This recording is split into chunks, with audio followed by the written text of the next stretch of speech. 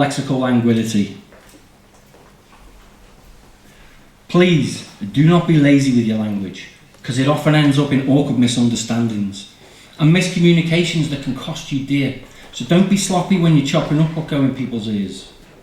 Meet Tony.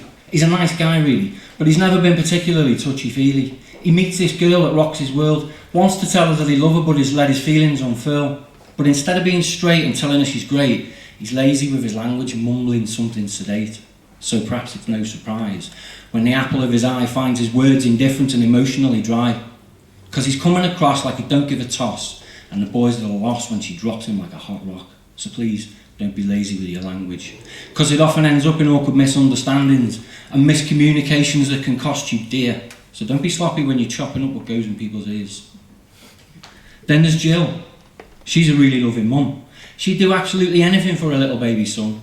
But as her son gets older and his character gets bolder, she loses her touch as the fact controller. She starts to feel that she's losing her son.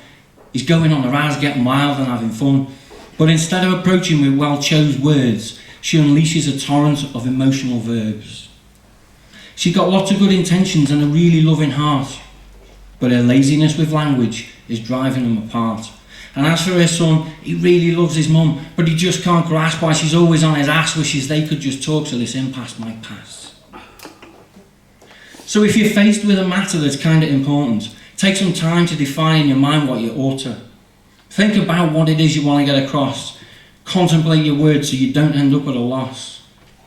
Speak openly and plainly. Don't leave any room for doubt about what it is exactly that you're trying to get out. Now, it's true the situation really needs to be conducive, or the truth you seek to speak will be fruitlessly elusive.